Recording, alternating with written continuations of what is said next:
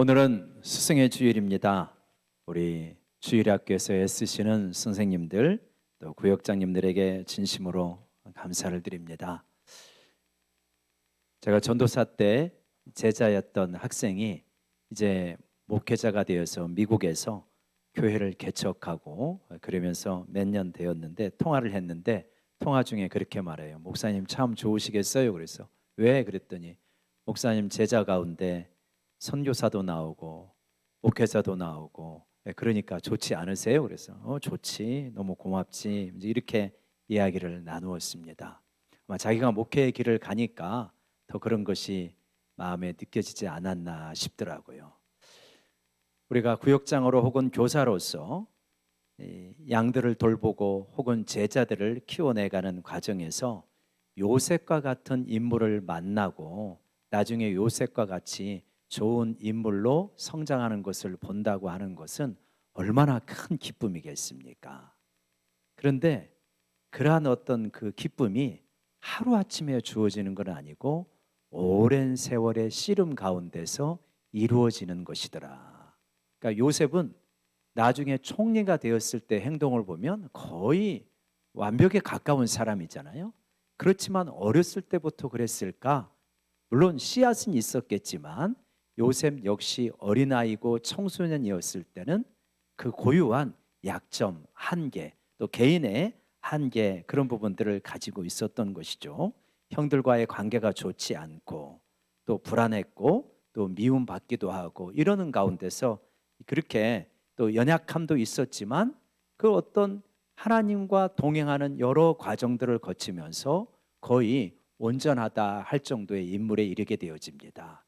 어떻게 그렇게 온전하게 될 정도의 인물까지 될 수 있었을까? 그런 부분들을 오늘 말씀을 통해서 살펴보고자 합니다. 여러분, 가정의 달을 맞이해서 가정에 대한 설교를 하고 오늘 우리 찬양대가 요셉에 대한 찬양을 해주셔서 너무 감사합니다. 다음에는 다윗과 사울에 대한 말씀을 하는데 또 그런 게 있을지 모르겠어요. 요셉의 가정을 보면 어떻게 보면 굉장히 아찔합니다. 아버지가 한 분이시잖아요, 야곱. 그런데 어머니는 네 분이에요. 친어머니는 라헬이고 큰어머니는 레아고 또 그리고 비라와 실바라고 하는 그러한 여종 출신의 어머니가 계셔서 요셉은 자라면서 큰어머니, 엄마, 작은어머니 이렇게 불러야 되는 그러한 가정이었죠. 그 과정 속에서 요셉은 내가 누구일까? 이런 정체성의 혼란을 가질 수밖에 없었을 것이고 상당히 불안한 마음이 어린 시절부터 깃들 수밖에 없는 그런 가정이었습니다. 거기다가 친어머니 라헬이 요셉이 어렸을 때 자기 동생 베냐민을 낳다가 죽고 맙니다. 그러니 얼마나 힘들었겠어요.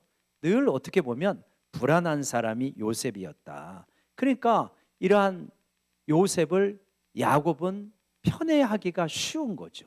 왜냐하면 자기 아내 중에서도 가장 사랑했던 사람이 라헬이고 그 라헬이 낳은 아들이 요셉입니다. 거기다가 라헬은 죽었죠. 그러니까 불쌍하기도 하고 사랑스럽기도 해서 편애가 더 많이 갈 수밖에 없었던 그 마음을 인정은 우리가 할 수 있죠. 그런데 이 편애로 인해 가지고 이 가정에 형제들 가운데 어려움이 생기고 결국은 요셉이 형제들에 의해 가지고 팔려 가지고 같이 살 수 없는 그런 환경에 이르게 되잖아요. 근데 이것이 요셉 때만 있는 게 아니라 그 아버지, 그 할아버지 때에도 동일한 일이 반복되었다. 증조 할아버지가 있었는데 증조 할아버지가 아브라함이에요. 근데 아브라함은 이삭을 사랑했고 이스마엘을 사랑했지만 갈등 때문에 떠나보낼 수밖에 없던 상황이었잖아요. 그래서 이스마엘이 쫓겨나가게 되어집니다. 형제가 같이 못 살아요. 그리고 이삭이 있었는데 이삭은 쌍둥이 아들을 낳았죠. 야곱을 낳았고 에서를 낳았는데 아버지 이삭은 에서를 사랑하고 어머니 리브가는 야곱을 사랑합니다. 그래서 장자권과 축복권을 둘러싸고 갈등을 벌이다가 속여서 야곱이 챙기게 되어지자 에서가 죽도록 미워하죠. 또 같이 살 수 없게 되어집니다. 그래서 야곱은 외삼촌네 집으로 피신을 하게 되어지죠. 여기도 마찬가지였습니다. 아버지가 요셉을 사랑하니까 형들이 미워했죠. 그래서 결국 같이 살지 못해요. 그래서 요셉도 애굽으로 팔려가게 됩니다. 그러면 이 세대 간에 계속해서 편애의 문제가 있고 형제들이 같이 살지 못하는 이러한 아픔이 반복되어지고 있는 것이 이 집안의 이야기다.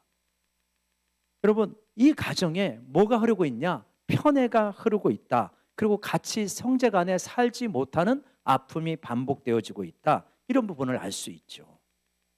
여러분, 제가 우리가 가족에 대한 설교를 하면서 사람은 잘 변화되지 않는다. 그렇지만 가족은 변화된다라고 하는 말씀을 드렸잖아요. 그러니까 가족은 너무너무 중요합니다.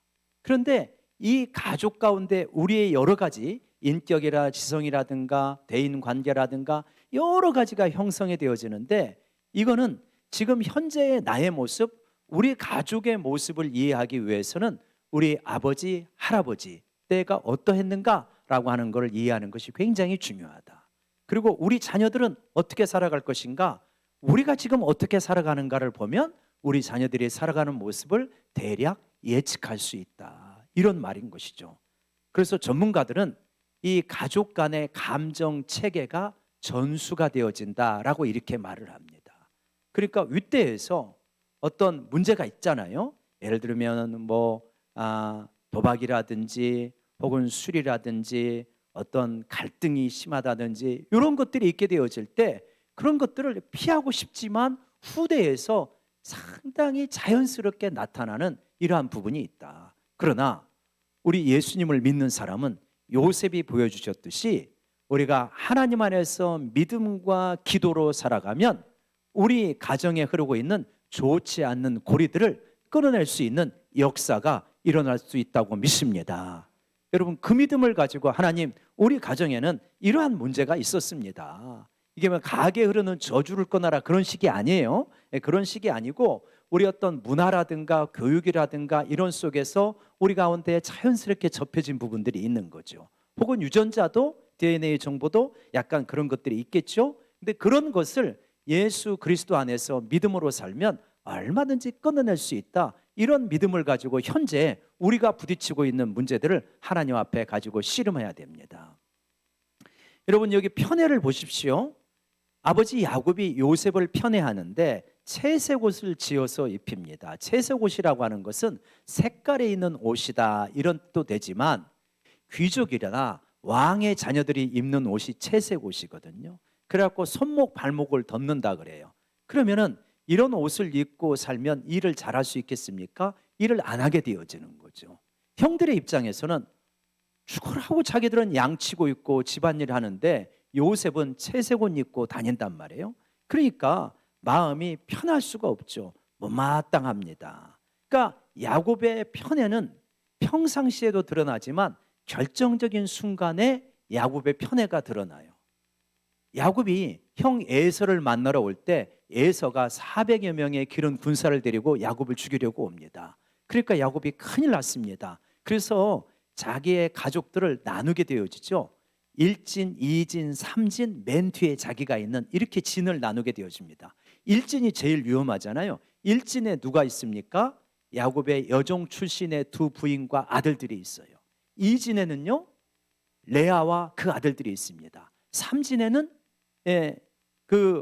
라헬과 아들이 있고요. 맨 뒤에 야곱이 있습니다. 그러면 이 맨 앞에 있었던 여종이 야곱의 아내가 됐고 그 아들들은 원래도 자기들의 어머니가 여종 출신이라는 걸 아는데 거기다가 앞세워 가지고 이렇게 서게 될 때 마음이 어떨까요?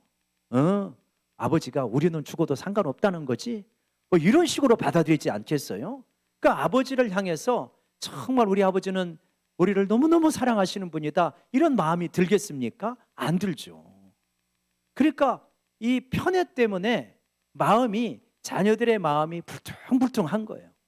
마음이 상당히 아버지를 향해서 이 갈등이 있는 마음을 가질 수밖에 없다. 그래가지고 여러분, 우리가 4절 말씀을 한번 보세요. 4절 말씀 다시 한번 읽어볼까요? 시작. 그의 형들이 아버지가 형들보다 그를 더 사랑함을 보고 그를 미워하여 그에게 편안하게 말할 수 없었더라. 그에게 편안하게 말할 수 없었다. 편안하다는 게 어떤 단어냐면 우리가 잘 아는 단어 샬롬이라는 단어예요. 형제들 간에 무엇이 없는 거예요? 평안이 없는 겁니다. 샬롬이 없는 거예요. 편애를 했더니 형제 간의 평화가 깨어져 버렸어요.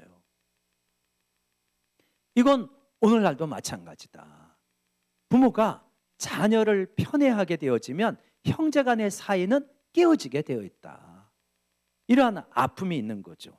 그래가지고 요셉은 형들에게 미움을 받습니다. 아버지 안 보일 때 쥐어받기도 하고요.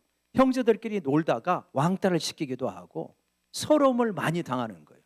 참 놀랍습니다. 뭐가 놀랍냐면 아버지는 요셉을 사랑하지만 그렇지만 요셉은 형제들 사이에서 큰 상처를 받고 자라요. 불안하게 자랍니다. 그러니까 편애로 인하여서 요셉의 형들도 상처를 입고 요셉도 상처를 입고 다 자녀들이 피해자가 되어진다. 그래서 우리가 이 모습을 보면서 이 가정에 흐르고 있는 편애라고 하는 부분이 혹시 우리 가정에는 없는가? 우리 가정에 이런 부분이 있게 된다고 하면 형제들 간의 사이가 안 좋아지게 되고 부모와 자녀 간의 사이도 나중에는 큰 갈등이 있게 되어지는구나. 이런 부분을 깨닫고 우리 가정에서 혹시라도 편애가 있다면 하나님 앞에 다 내려놓고 극복하고 골고루 균형 있게 사랑하시기를 원합니다. 그래야 자녀들 사이가 좋아지는 거죠. 그러니까 편애가 있어가지고 요셉이 미움을 받고 결국 이제 쫓겨나죠. 그러면 여러분 이러할 때 요셉은 자기 자신을 어떻게 생각을 하겠습니까? 아버지가 나를 특별히 사랑하는데 사실은 내가 형들보다 더 잘난 것이 없다. 형들이 더 훌륭한 측면들이 있다. 이렇게 요셉이 생각하겠습니까? 요셉 그렇게 생각 못하죠. 말은 그렇게 할지 모르지만 속으로는 어떤 생각이 강하냐면 나는 우리 형들보다 훨씬 나은 사람이야. 나는 참 괜찮은 사람이야. 이러한 과대적인 자기에 대한 생각을 가지고 있는 거예요. 사람은 자기에 대한 인식이 적절해야 되는데 어떤 사람은 과대하게 자기를 생각하고 어떤 사람은 과소하게 자기를 생각합니다. 그러니까 과대하게 생각하는 사람은 내가 그냥 늘 잘났다는 생각을 가지고 살아가요. 과소하게 생각하는 사람은 내가 늘 못났다는 생각을 가지고 살아가죠. 적절하게 현실 인식을 해야 되는데 요셉은 아버지의 편애 가운데서 나는 형들보다 낫다, 이런 나는 특별하다, 이런 생각을 갖고 있는 거죠. 그런 것들이 부지불식간에 드러나니까 형들은 요셉을 미워하죠. 그런 가운데 꿈 얘기도 합니다. 꿈도 뭐냐면 요셉이 가지고 있는 생각을 어떤 면에서는 보여줄 수 있는 그러한 요소이기도 해요. 형들이 자기에게 결국은 절하게 됐다, 부모님도 자기에게 절하게 된다, 이런 것으로 해석이 되는 꿈을 이야기하니까 눈치까지 없는 요셉을 형들은 미워할 수밖에 없는 그러한 상황이 되어졌다라고 하는 거죠. 여러분 여기서 우리가 한 가지 이런 부분을 좀 살펴보기를 원하는데 뭐냐면 우리들이 살아갈 때 이 두 가지 측면이 있는데 개별성과 연합성이라고 하는 이러한 두 가지 측면이 있습니다. 그래서 무엇과 무엇이요? 개별성과 연합성. 그래서 요셉의 경우에는 개별성은 굉장히 뛰어난 사람이에요. 그래가지고 요셉은 그러니까 개인으로서 목표를 세우고 그 목표를 향해서 노력하는 측면은 요셉을 따라올 만한 사람이 없습니다. 굉장히 그런 점은 훌륭한 사람이죠. 생각해 보세요. 노예로 팔렸지만 울고불고 난리치고 좌절하고 낙심하는 게 아니라 그 가운데서도 가정 총무가 되어지고 감옥에 간 가운데서도 일을 잘 감당해서 총례질로 나가가고 그런 걸 볼 때 개인적인 자기 훈련, 의지, 자기 통제 이런 것이 엄청나게 대단한 사람. 근데 요셉은 어떤 부분이 약하냐면 연합성은 되게 약한 사람. 자, 요셉이 17살 때 형들의 잘못을 아버지에게 고자질합니다. 17살이 지금 몇 학년입니까? 우리 고등학교 한 2학년? 네, 1, 2학년 되죠. 이러면 어느 정도 눈치가 있는 거예요. 근데 요셉은요 이게 없어가지고 오늘날로 말하면 의리가 없어요. 의리가 없어서 형들이 잘못한 것을 아버지에게 고자질을 하게 되니까 형들이 더욱 미워하게 되는 일이 생기지 않습니까? 그러니까 연합성에 있어서는 상당히 약함을 가지고 있는 것이 요셉이었다. 여러분, 우리가 신앙생활 할 때도 비슷합니다. 어떤 분은 개인적으로는 하나님 앞에 신앙생활을 상당히 잘 할 수 있어요. 그러나 연합해서 하는 일에는 굉장히 서투르고 힘겨워하고 어려워할 수가 있습니다. 근데 이 연합이라고 하는 것은, 우리 신앙생활이라고 하는 것은 상당히 공동체적이다. 그래서 함께 어울려서 신앙의 교제가 이루어지고 신앙의 어떤 연합이 이루어지게 될 때 신앙의 불꽃이 좀 더 활활 타오르게 되어 있다. 그래서 여러분, 신앙에 있어서 개별성과 연합성, 직장생활도 마찬가지고 학교생활도 마찬가지잖아요. 개별성과 연합성이 균형을 이루어야 상당히 성숙한 사람이다, 이렇게 말할 수가 있는 것입니다. 여러분, 이런 의미에서 이번 우리가 6월 5일과 6일 뭘 하냐면 작년 수양의 힐링 캠프를 한단 말이에요. 이 자리는 어떤 자리냐? 우리의 연합을 확인하는 자리다. 지금 저를 바라보면서 미소 짓는 사람은 나 이때 빠져나가려고 했는데 지금 이런 의미의 미소가 아닌가 심히 걱정이 됩니다. 자, 여러분, 이 연합의 자리, 이게 단순하게 교회에서 행사를 하니까, 교육의 일환으로 행사를 하니까 참여해야 돼, 이런 것이 아니라 우리의 신앙이 성장해가는 과정, 우리의 인격이 성장해가는 과정에서 개인적으로도 씨름을 많이 해야 되지만 연합이 되어서 하나가 되는 훈련도 굉장히 우리에게 중요한 것이다. 아니, 이렇게 생각해 보세요. 우리 자녀가 혼자서는 잘 살아. 근데 누구하고 어울리지를 못해. 그럼 여러분 어떻게 생각하시겠습니까? 참 걱정이다. 제가 직장 가서 잘 하려나? 군대 가서 잘 견딜 수 있으려나? 이런 생각하지 않겠어요? 하나님도 마찬가지다. 하나님도 요셉을 개인적으로는 잘 해나가지만 연합을 할 수 있는 그러한 훈련의 장으로 하나님께서 이끌어 가셔요. 그래서 우리에게 연합의 훈련은 굉장히 필요한 것입니다. 그래서 특별히 이번에 코로나 기간 동안에 코로나 전후로에서 오신 성도님들이 여러 분 계시잖아요. 이런 분들이 교회를 오면 왠지 아직도 조금 뭔가 낯설어. 이게 완전히 내 교회라는 100% 마음이 안 들어. 이런 표현들을 하시는 분들이 있거든요. 이러할 때 적극적으로 이러한 자리에 참여해서 서로를 알아가고 하나가 되어져 갈 수 있는 그러한 우리 모두가 되기를 원합니다. 그러니까 우리 집사님 한 분은 코로나 기간 전에 왔는데 대단하시더라고요. 어떻게 대단하시냐? 이 교인들의 얼굴, 그 당시 주로 마스크를 쓰고 있었는데 이 마스크를 쓰고 있으니까 얼굴을 모르니까 이 요람을 보고 사진과 이름을 외우는 그 실험을 하시더라고요. 우리 모바일 사진첩이 있잖아요. 그걸 가지고 이걸 외우는 거예요. 그러는 가운데 다가서게 될 게 이 교회가 낯선 교회, 그리고 손님 같은 교회가 아니라 내가 주인이 되고 내 교회가 될 수 있는 것이죠.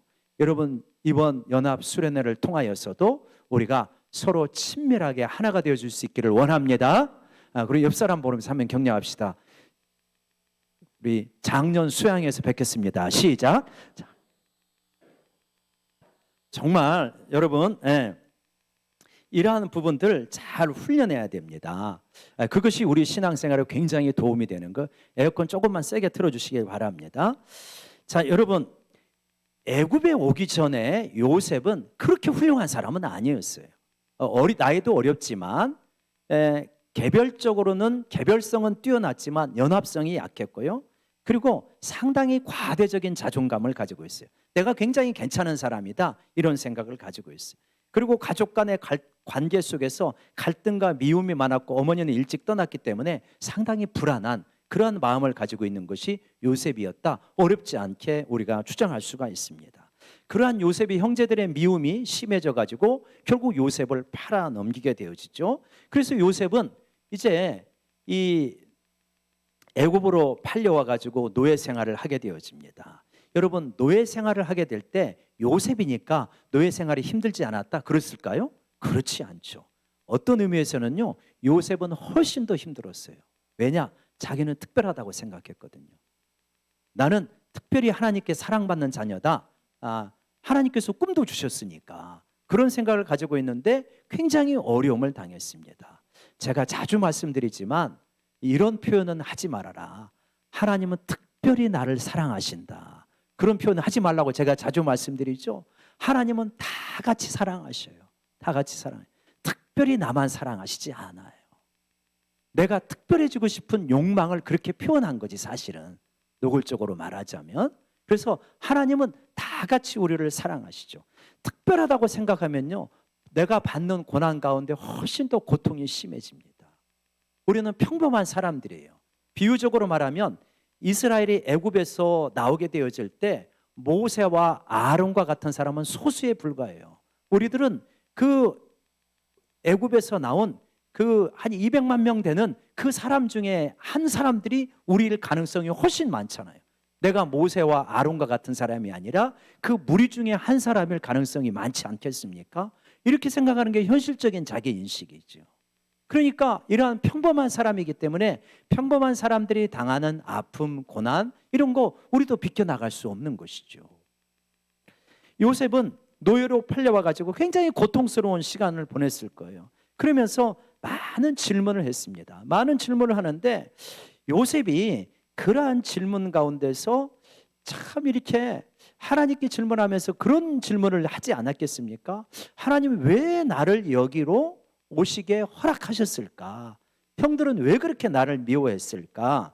그러면서 그는 이러한 순간에도 이 감정 반사적으로 행동하지 않았다 하는 것을 우리가 발견할 수 있습니다. 그러니까 사람이 어려움 가운데 처하면 감정 반사적으로 행동하기가 쉽거든요.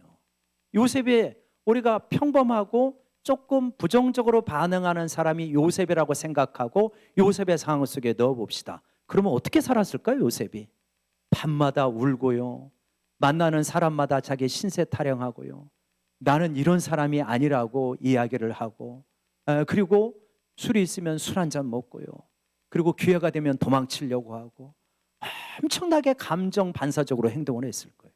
그런데 요셉은 하나님 앞에 그 어려운 상황 속에서도 계속 어떤 기도의 밤을 보냈던 것 같아요.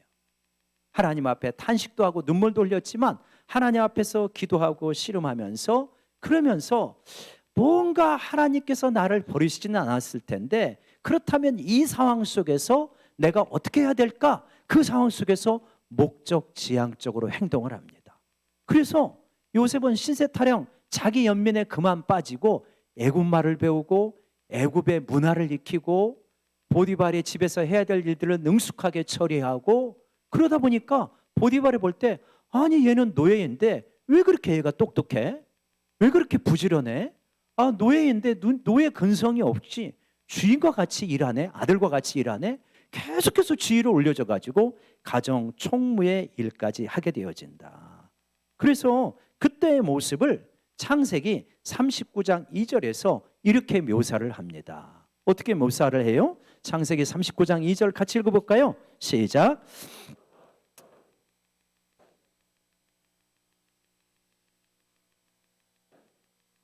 예, 우리가 그가 형통한 자가 되었다는 걸 우리가 잘 알잖아요. 요셉이 형통한 자가 되었습니다. 어떻게 해요? 여호와께서 요셉과 함께 하심으로. 근데 여기서 질문이 있어요. 왜 여호와께서 요셉과 함께 하셨을까? 이 질문이에요. 그래서 형통한 자가 되는 건 당연한 결과인데, 그런데 왜 하나님께서는 요셉과 함께 하셨을까? 원래 하나님께서 요셉을 선택하셨기 때문에 하나님께서 요셉을 편애하심으로 함께 하셨을까요? 요셉이 불쌍해서 함께 하셨을까요? 그런 게 아니겠죠.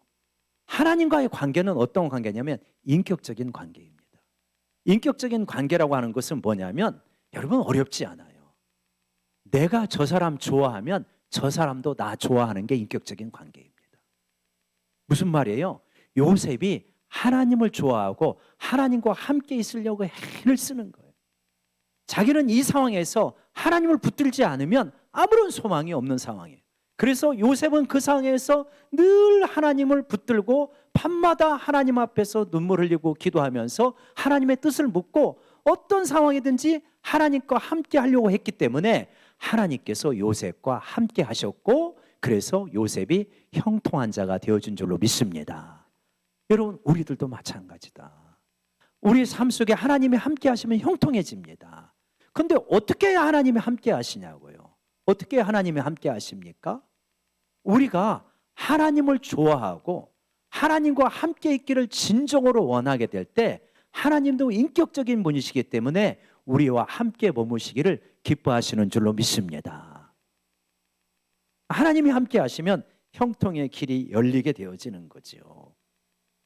그래서 요셉은 이렇게 노예의 과정을 거치면서 그러면서 이제 그의 연약한 부분들이 서서히 극복이 되어져 가고 그가 깎여야 될 부분들이 서서히 깎여져 가는 것이죠. 요셉은 상당히 교만했을 가능성, 자기 중심성이 컸을 가능성이 큰 사람이잖아요. 이제 그런 것들이 그 단단한 자아의 껍질들이 깨어지기 시작합니다. 요셉은 굉장히 개별성은 강했지만 연합성이 약한 사람이었는데 이 노예로 살면서 어떻게 연합하지 않을 수 있겠어요? 가정 총무의 일을 하면서 어떻게 그 사람들의 눈치를 살피지 않을 수 있겠습니까? 주인의 눈치도 살펴야 되고 다른 노예들도 살펴야 되고 어린 나이에 가정 총무의 일을 했기 때문에 나이 든 노예들도 잘 섬겨야 됩니다. 그러는 가운데서 이 자기중심적이었고 개별성만 강했던 요셉이 상당히 연합성이 강한 사람으로 훈련이 되어져 가고 채워져 간다. 어떻게 할 수 있냐? 나중에 감옥에 들어가 가지고 어두침침한 가운데도 술 맡은 간원장, 떡 맡은 간원장의 표정을 살펴가지고 그들을 도울 수 있는 정도까지 나가거든요. 그러니까 어린 시절에 요셉은 눈치가 없었는데 나중에 요셉은 굉장히 눈치가 빠른 사람이 됩니다. 그래서 그러한 요셉은 결국은 어린 시절에 미숙한 부분도 있었지만 나중에 굉장히 원숙한 사람이 되는데 어떻게 그렇게 원숙한 사람이 되었냐? 결론적으로 로마서에서 바로 이런 점 때문에 요셉이 변화되었다라고 이렇게 말하고 있는 거죠. 같이 한번 읽어볼까요? 로마서 5장 3절 4절입니다. 시작. 다만 이뿐 아니라 우리가 환난 중에도 즐거워하느니 이는 환난은 인내를, 인내는 연단을, 연단은 소망을 이루는 줄 알미로다. 환난 가운데 인내할 수밖에 없어요. 인내하는 가운데서 어떤 역사가 일어났냐? 연단이 이루어집니다. 단련이 되어지는 거예요. 그래서 좋은 성품이 개발이 되어지는 것입니다. 그러는 가운데 연단이 되고 단련이 되어지니까 소망을 현실로 만드는 역사가 요셉의 삶 가운데 일어나게 된 것이다. 결국 뭐냐? 요셉이 청소년 시절에 미숙한 데에서 나중에 총리가 되었을 때 그렇게 원숙한 사람으로 변화될 수 있었던 것은 뭐냐? 고난 가운데 잘 반응하였기 때문이다. 고난은 두 가지 얼굴로 띄고 있습니다. 고난 가운데 무너지는 사람이 있고요. 고난 가운데 엄청나게 성장하는 사람이 있어요. 여러분, 우리 모두는 고난 가운데 변화되고 성장되어지는 우리 모두가 되기를 원합니다. 어떤 사람은 고난 가운데 무너지고 어떤 사람은 고난 가운데 오히려 변화와 성장을 이루는가? 그거는 그의 반응에 달려있다.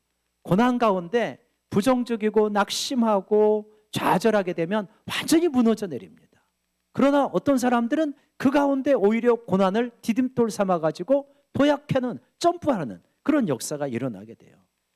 요셉도 마찬가지였어요. 요셉이라고 무슨 아무런 좌절의 유혹이 없었겠습니까? 그렇지 않죠. 요셉도 이 결정적인 이 갈림길, 그런 순간들이 여러 번 있었을 것입니다. 여기서 포기하고 주저앉을까? 아니면 다시 일어설 것인가? 그런 갈림길이 있는 거죠. 우리 인생에 그런 갈림길이 얼마나 많았습니까? 요셉도 그러한 것이죠. 그러한 갈림길에서 요셉은 어떻게 무너지지 않을 수 있었을까? 그거는 요셉이 하나님의 선택을 받기도 했지만 그 가정 가운데 한 두 가지 요소가 있었다고 봅니다. 첫 번째는 뭐냐면 하나님께서 아브라함에게 나타나시고 이삭에게 나타나시고 야곱에게 나타나신 그러한 신앙의 이야기가 요셉의 집안에 있는 거예요. 그러면 하나님께서 아브라함에게 어떻게 말씀하셨고 그걸 어떻게 성취하셨고 이삭에게 말씀하셨고 성취하셨고 야곱에게 나타나셨고 어떻게 역사하셨고 야곱이 베델의 이야기를 요셉에게 얼마나 많이 해줬겠어요? 그래서 이러한 이야기들이 스토리가 요셉 안에 있는 거예요. 그래서 여러분, 우리의 가정교육이 왜 중요하냐? 우리의 신앙교육이 왜 중요하냐? 우리들은요, 우리 안에 어떤 이야기를 담고 살아가느냐가 중요한 사람들이에요. 그러니까 이야기를 잘 담아야 돼요. 근데 요셉에게는 그 집안에 흐르고 있는 하나님께서 그 가정을 선택하신 이야기가 요셉의 속에는 있는 거예요. 그래서 요셉은 밤에 무슨 생각을 하냐? 자기 집안에 하나님께서 역사하신 이야기를 늘 묵상하겠죠.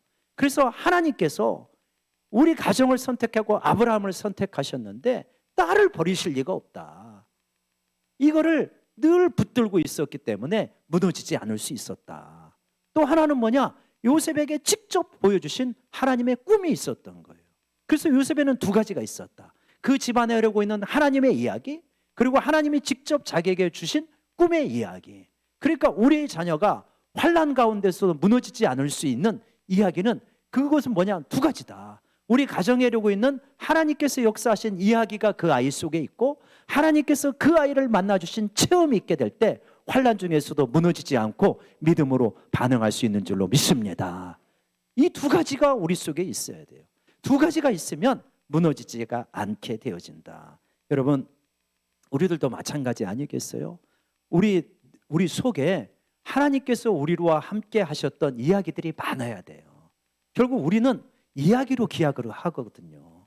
그래서 우리 가정에 흐르고 있는 이야기, 내 삶 속에서 흘렀던 이야기, 그런 것들을 자꾸 많이 이야기하고 묵상하고 그러는 것이 중요하고, 무엇보다도 우리 개인적으로 하나님께서 어떤 사람은 꿈을 주시고, 어떤 사람은 기도의 응답을 주시고, 어떤 사람은 신비한 체험을 주시고 그렇겠지만, 하나님을 직접 만난 그러한 인격적인 체험들이 우리 모두 가운데 있기를 원합니다.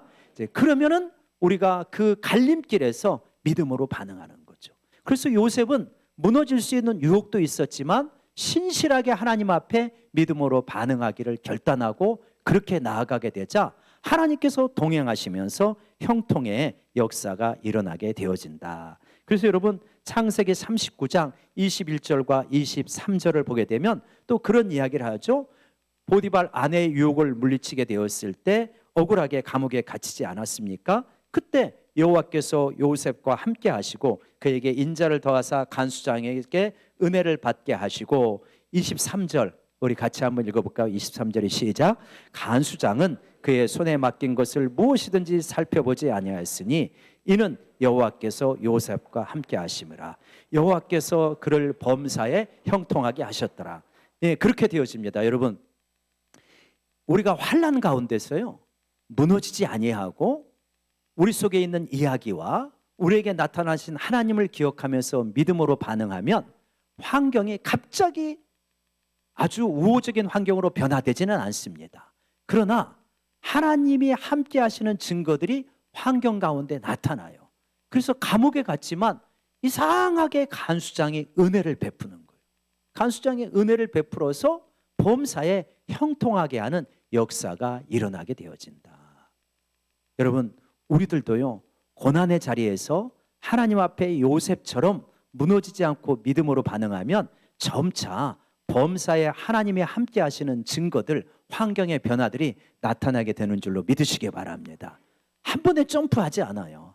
완전히 망한 사람이 갑자기 부자가 되지는 않습니다. 그러나 그거를 이겨내는 범사의 작은 형통들이 쌓이기 시작해요. 요셉도 그랬잖아요. 생각해 보세요.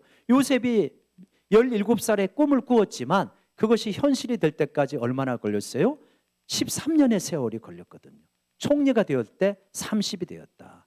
이 고난의 과정에서 하나님 앞에 잘 반응을 하니까 굉장히 단련이 되어집니다.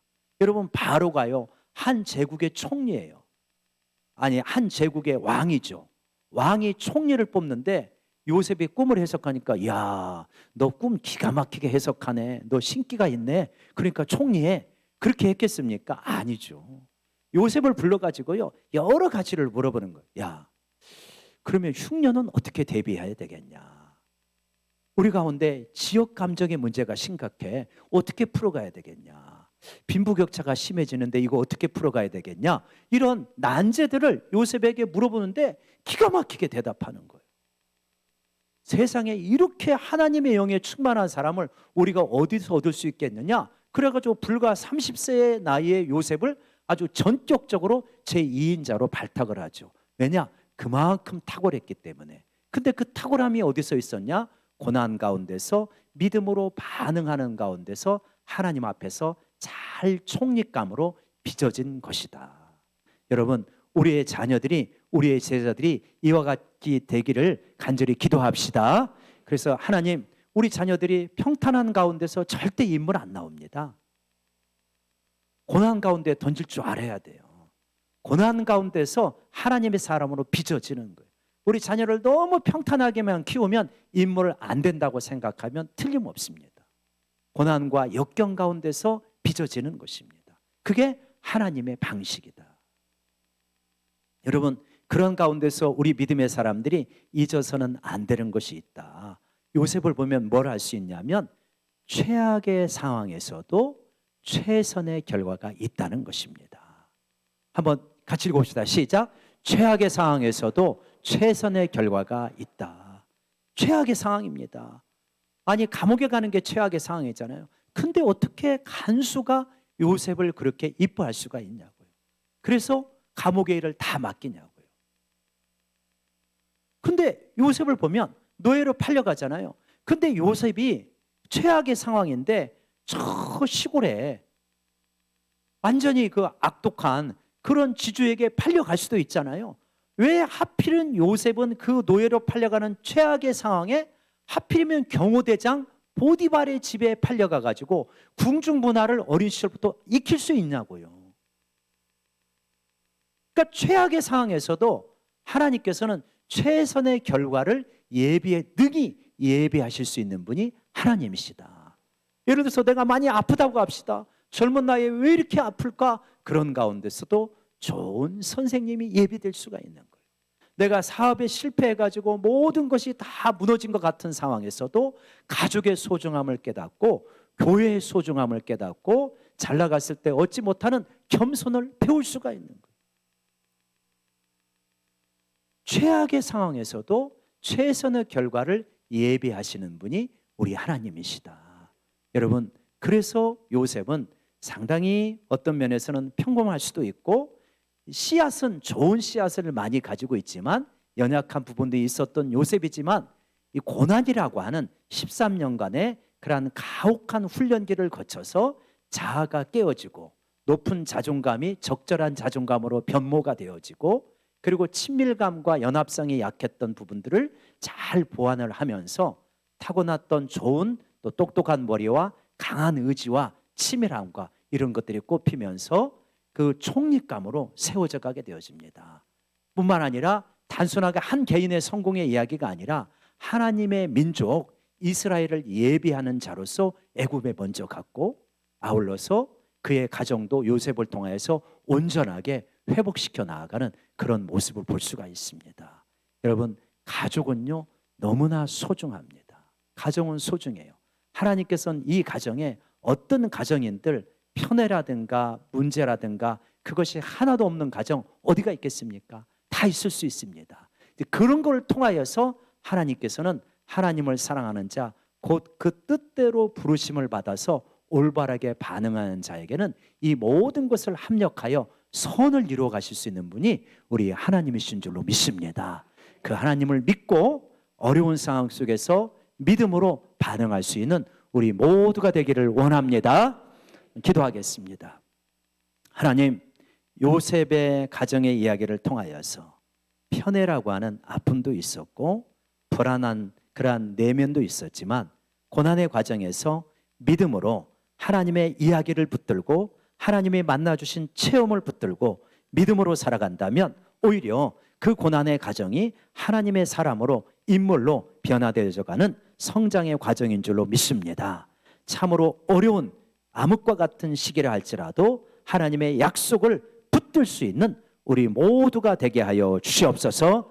특별히 노예 같은 신세가 되어지고 감옥에 갇히는 어려움 속에 하나님을 깊이 독대할 수 있는 우리 모두가 되어지게 하여 주시고 하나님 우리의 성장을 통하여서 한 개인은 변화되지 않지만 가족은 변화가 될 수 있사오니 우리 가족이 변화되어지고 더 좋은 가족으로 성장하게 도와주시옵소서. 예수님의 이름으로 기도드리옵나이다. 아멘.